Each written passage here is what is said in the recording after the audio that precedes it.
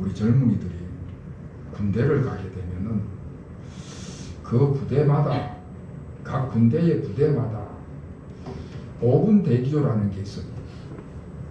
5분 대기조라고 하는 것은 어떤 작전이 벌어졌을 때에, 아주 긴급한 상황이 벌어졌을 때에 5분 내에 투입이 완료가 돼야 되는 것입니다. 그러니까 5분 대기조에 발탁이 되면은 항상 긴장하고 대기하고 있어야 되는 것입니다. 군복을 입고 군화를 신고 단독군장을 하고 그리고는 대기를 하고 있는 것입니다. 낮에는 물론이거니와 밤에도 잠잘 때도 군복을 벗지 않고 군화를 벗지 않고 그렇게 출동 대기를 하는 5분 대기조가 있습니다. 그러니까 항상 출동할 수 있도록 만반의 준비를 갖추는 것이죠. 여러분, 지금까지 쭉 다윗에 관한 이야기를 하고 있는데 다윗의 삶이 5분 대기조와 같은 삶이었습니다. 다윗은 일생 동안 끊임없이 전쟁을 치렀습니다. 아마 다윗의 인생에서 제일 많은 시간을 보낸 곳이 전쟁터가 아니겠는가. 편안하게 집에서 쉬는 시간보다가 들판에서 전쟁터에서 보낸 시간이 더 많은 삶을 살았던 사람이 다윗의 삶이었습니다. 오늘 제가 8장의 말씀을 중간에 읽어드렸는데 8장 말씀 전반의 이야기가 여러 나라들하고 여러 군대들하고 전쟁하는 이야기입니다. 이스라엘이라는 나라는 동서남북으로 모두가 적국으로 둘러싸여져 있는 그런 나라였습니다. 블레셋이 가장 이스라엘의 적대국이었습니다마는 동쪽으로 가면은 요단강을 건너편에 모압이라는 나라가 있고 북쪽으로 가면은 아람이라고 하는 엄청난 강대국이 도사리고 있고 남쪽으로 가면은 에돔이라는 나라가 있는데 좀 더 내려가면은 애굽이라는 나라가 이스라엘을 둘러싸고 있는 것입니다. 그러니까 주변 사방이 전부 적이니까 전쟁이 쉴 날이 없는 것입니다. 여러분, 전쟁에는 2등이 없다 하는 이야기가 있습니다. 올림픽에 가서 2등을 하면 은메달입니다. 굉장한 것이지요. 그런데 전쟁에서는 2등을 했다가는 그것은 곧 패배를 인정하는 것이고 결국 죽음이 찾아오는 것입니다. 전쟁에서 진다고 하는 것은 생존을 잃어버리는 것과 마찬가지가 되는 것입니다. 나라를 잃어버릴 뿐만 아니라 그 나라 백성들은 다 성전국의 종이 되어야 되는 그런 비참한 시세가 찾아오게 되는 것이죠. 여러분, 종이 되면은 억압을 당해야 되고 멸시를 당해야 되고 조공을 바쳐야 되는 것입니다. 그래서 전쟁이라고 하는 것은 항상 이겨야만 되는 그런 상황 가운데에 놓이게 되는 것이죠. 자, 그런데 오늘 8장의 말씀을 제가 다 읽진 않았습니다만은 그 말씀을 쭉 읽어보면은 그 모든 전쟁에서 다윗이 늘 승리를 했다 하는 말씀을 하고 있습니다. 다윗이 늘 전쟁을 할 수밖에 없는 그런 상황에 놓였는데 그런 모든 전쟁을 할 때마다 다윗이 승리를 했다는 것입니다. 오늘 6절 말씀과 14절 말씀에서 계속 반복해서 이야기를 하고 있습니다. 다윗이 어디로 가든지 여호와께서 이기게 하시니라. 6절 말씀 우리 다 같이 읽어요. 6절 시작. 다윗이 다메섹 아람의 수비대를 두매 아람 사람이 다윗의 종이 되어 조공을 바치니라. 다윗이 어디로 가든지 여호와께서 이기게 하시니라. 아멘. 14절 말씀에도 다윗이 어디로 가든지 여호와께서 이기게 하셨더라 말씀을 하고 있습니다. 여러분 삼국지를 읽어보셨는지? 제가 중고등학교 다닐 때는 그 삼국지라는 소설책인데 그게 필독서였습니다. 아주 두꺼운 책인데 그 내용이 전부 다 전쟁하는 이야기입니다.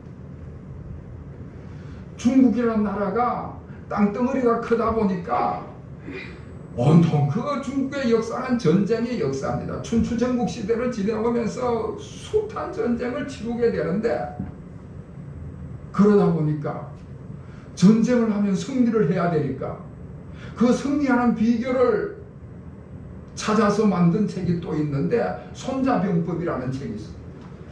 손자병법이라는 책도 굉장히 두꺼운 책인데 그 속에는 전쟁을 하면 이길 수 있는 여러 비결들이 그 속에 다 들어가 있는 것입니다.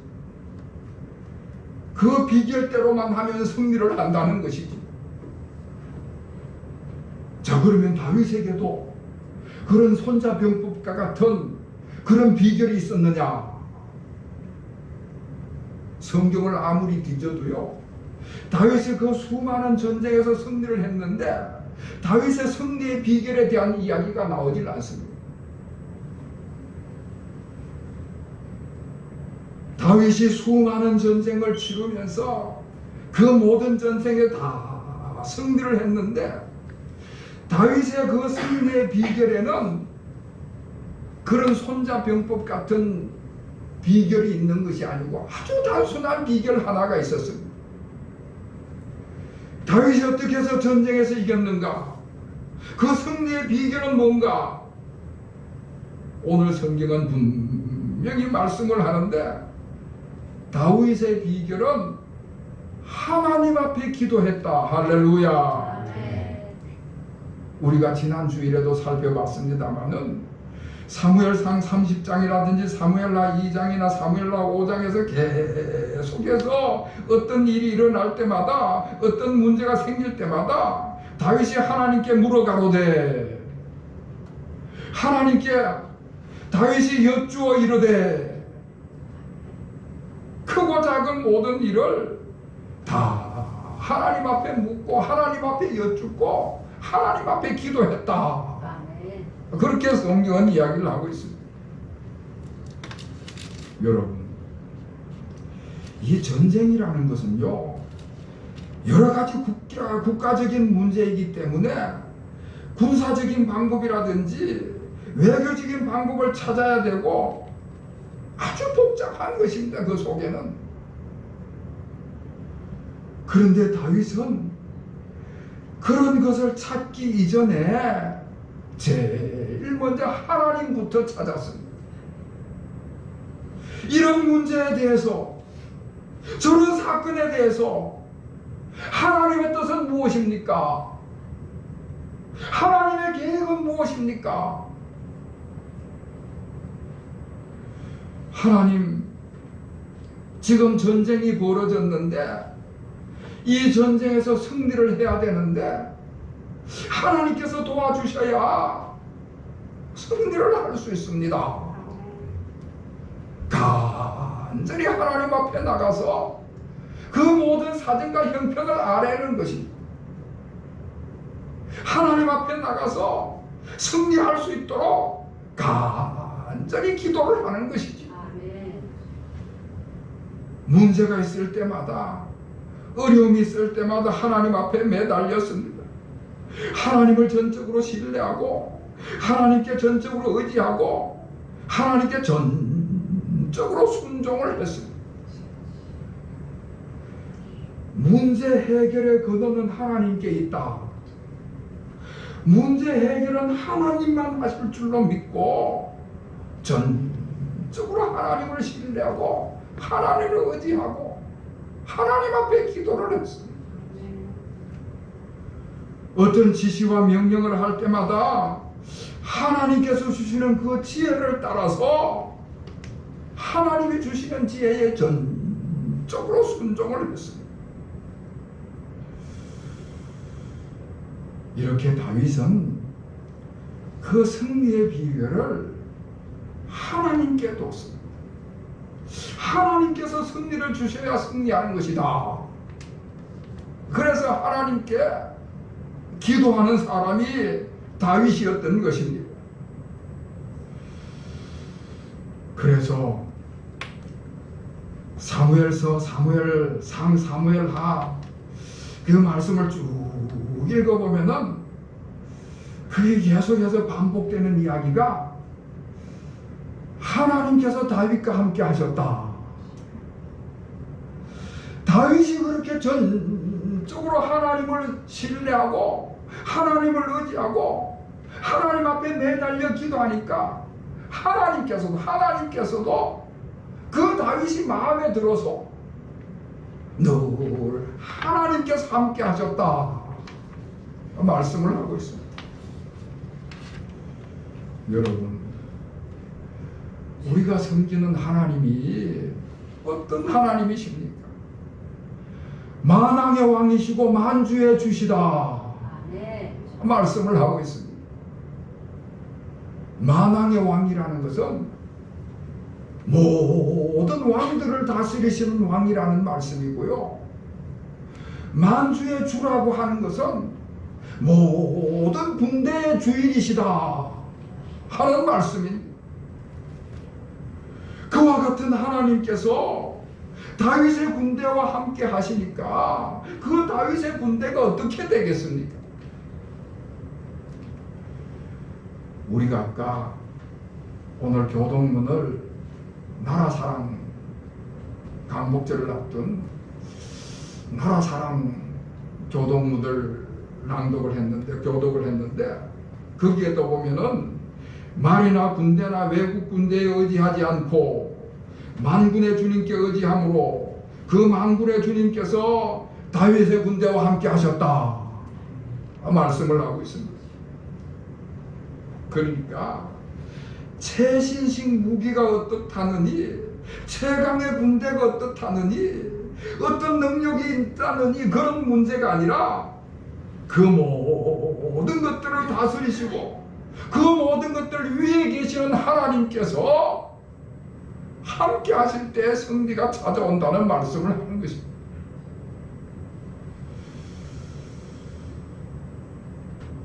다윗이 어디로 가든지 여호와 하나님께서 함께 하시니라.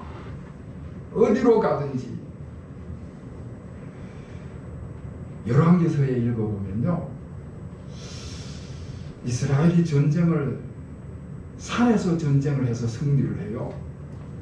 그러니까 패배한 나라의 백성들이 이스라엘의 하나님은 산의 하나님이셔서 승리를 했다.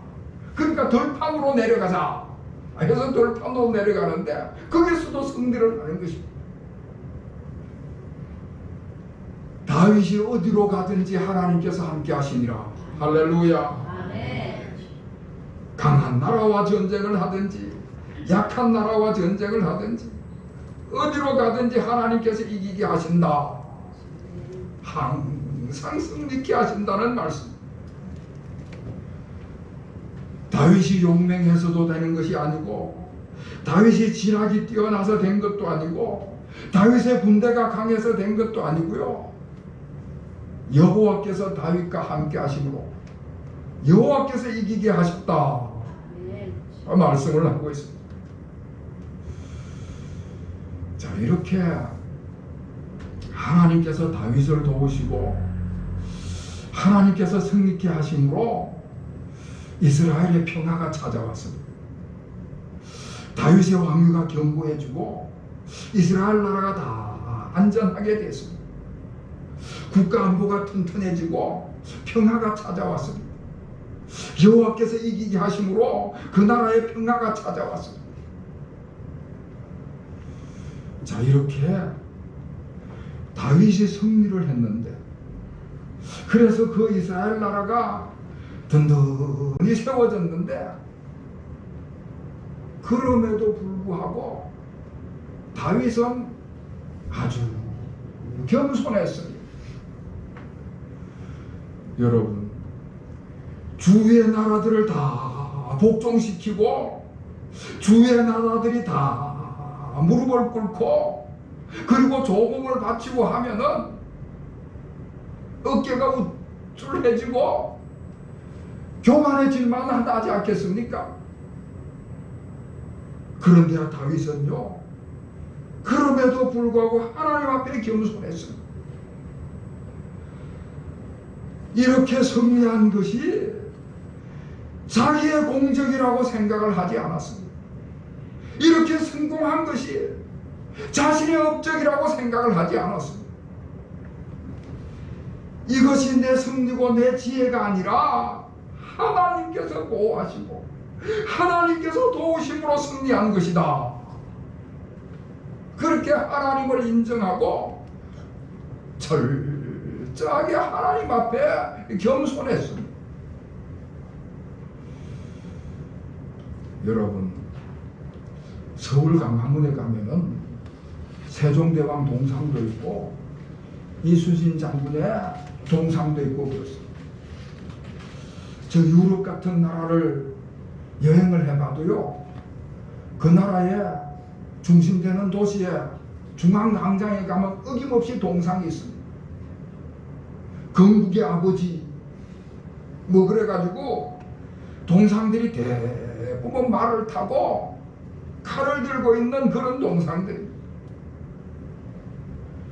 그러니까 대부분의 왕들이 전쟁에서 승리를 하면은 자신의 승리를 업적을 나타내기 위해서 거창한 건축물을 만든다든지 기념비를 세운다든지 동상을 세우고 그러는 것입니다.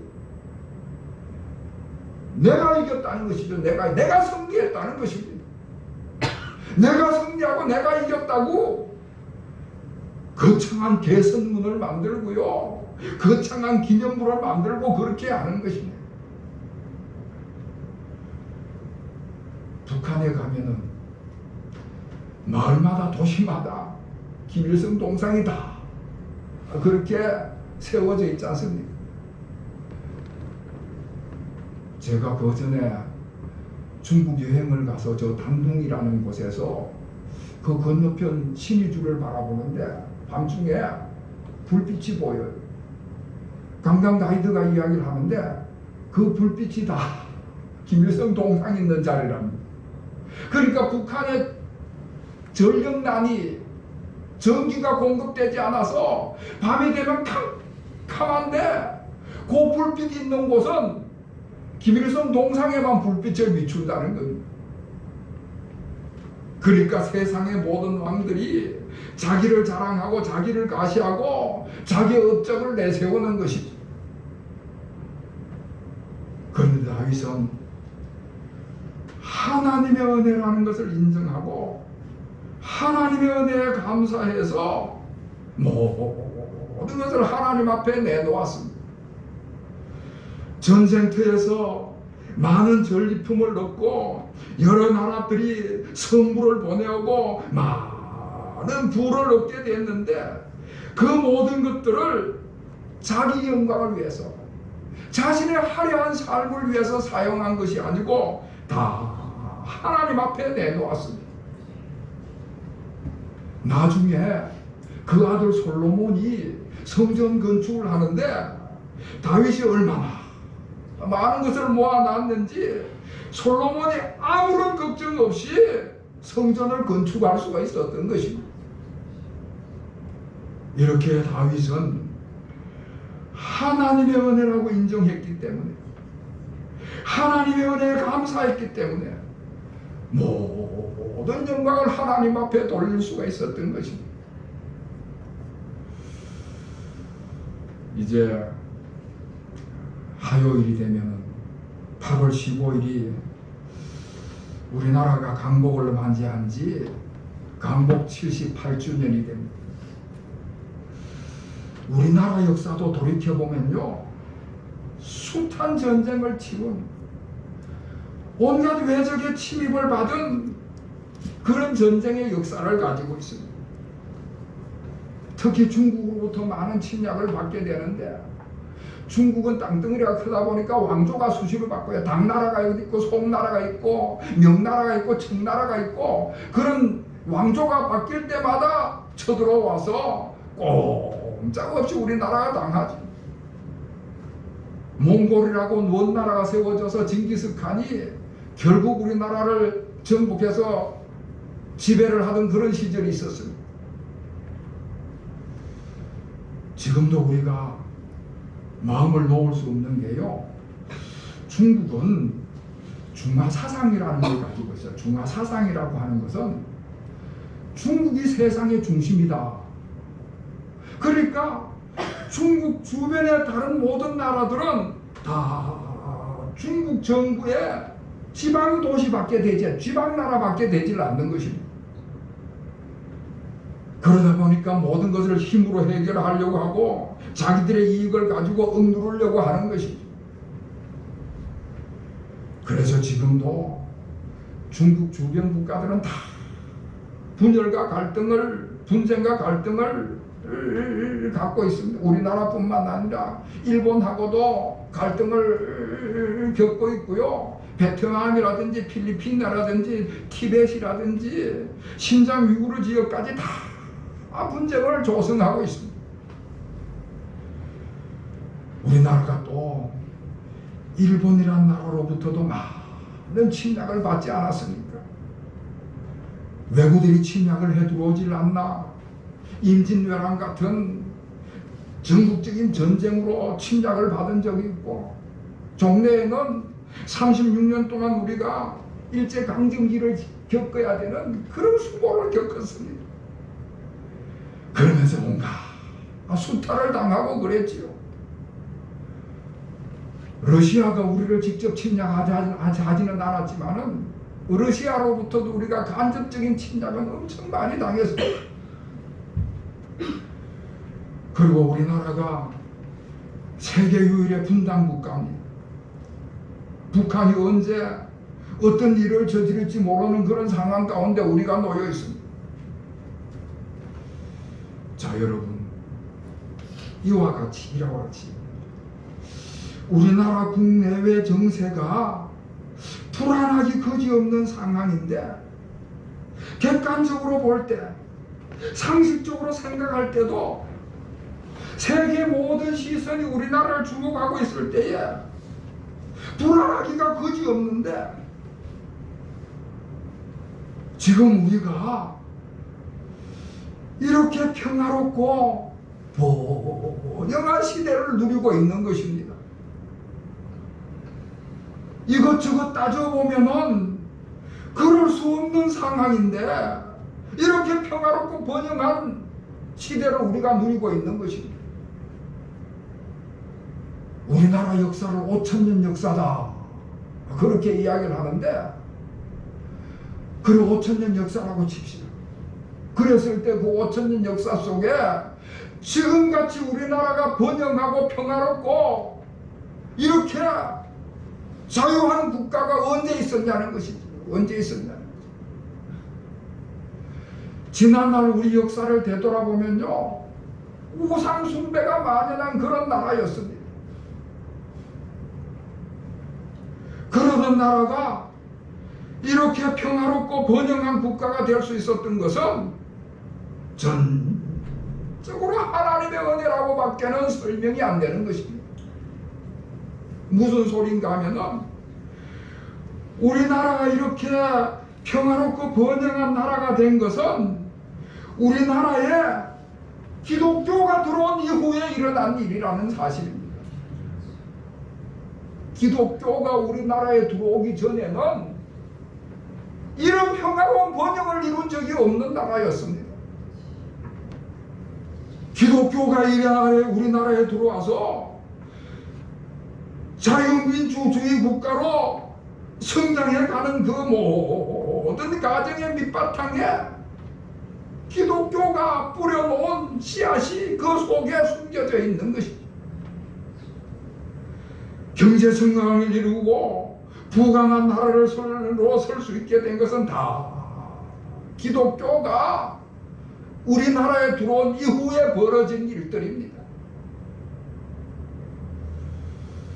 오늘 우리가 다윗에게서 배울 수 있는 비결이 바로 그것입니다.